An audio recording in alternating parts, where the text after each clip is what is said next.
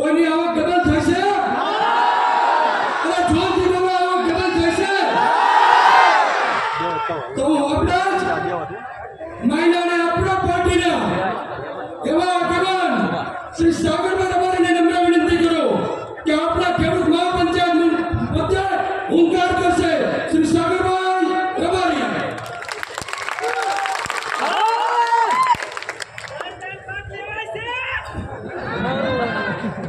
રામ રામ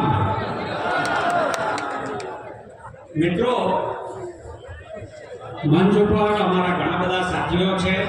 પ્રદેશ પ્રમુખ માનનીય ઈશ્વરભાઈ ગઢવી, ધારાસભ્યો શ્રી ગોપાલભાઈ ઇટાલિયા, ચેતરભાઈ અને હેમંતભાઈ તોળા આપણી વચ્ચે ઉપસ્થિત છે.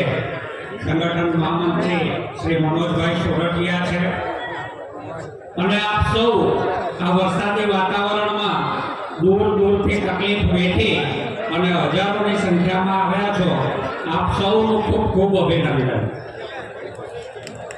મિત્રો, આજે આપણે અહીંયા એટલા માટે ભેગા થયા છીએ કે કડદો કરનારા, ભાજપની કૃપાથી કડદો કરનારા મેલમાં છે અને જેનો કડદો થયો એ કડદાનો વિરોધ કરનારા જેલમાં છે.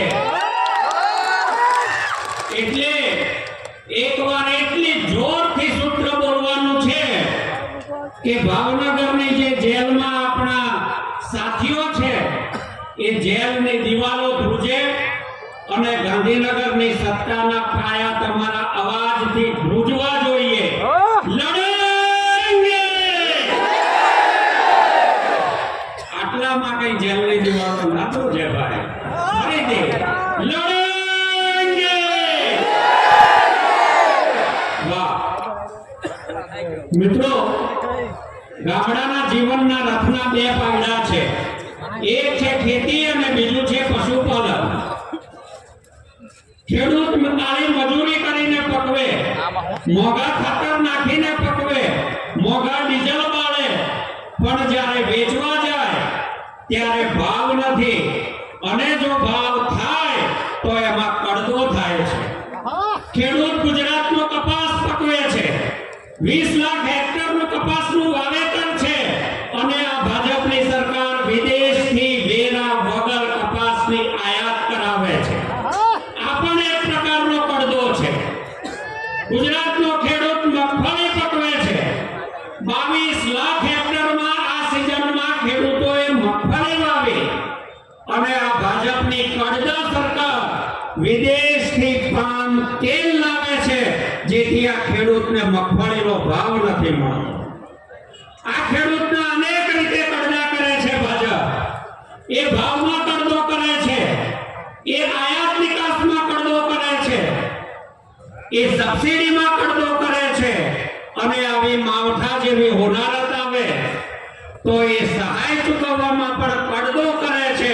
સાચા ખેડૂત સુધી સહાય પહોંચતી નથી. ભાજપના મળતિયાઓના ઘરે સહાયની રકમ જાય છે. ભાજપના કડદા સામે આપણે લડવાનું છે. ખેડૂતને ભાવ નથી, સહાય નથી, આવક વધતી નથી, ખર્ચા વધતા જાય છે. તો બીજી બાજુ ગામડાનું જે બીજું પૈડું છે, માલધારીને શહેરમાં ઘૂસવા દેતા નથી અને ગામડે વસવા દેતા નથી.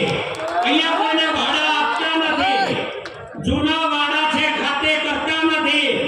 આજે માલધારી દરેક જ્ઞાતિનો છે, ખેતીમાં પૂરું થતું નથી એટલે પશુપાલન કરવું પડે છે.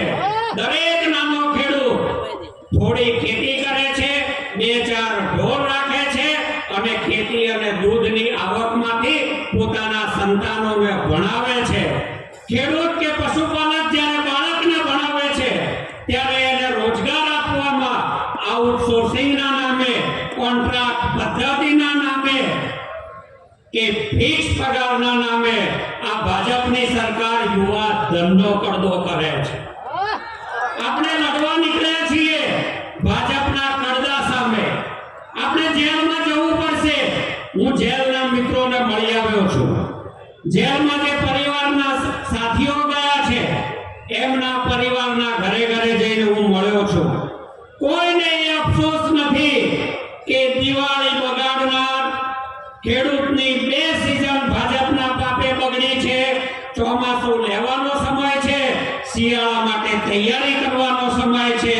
અને એવા સમયે આપણા પરિવારનો મોભી ભાવનગરની જેલમાં છે.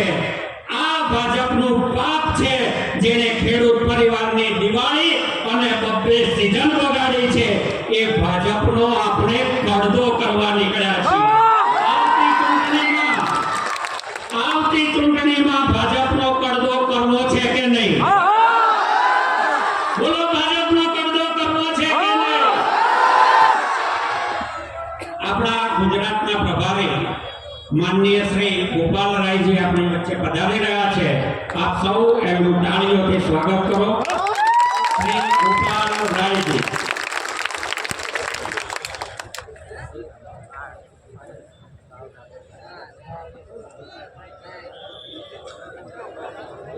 મિત્રો, જ્યારે જ્યારે હું કોઈ માલધારી પશુપાલક પરિવારને મળું છું તો તમે જુઓ કે એમની વેદના શું છે.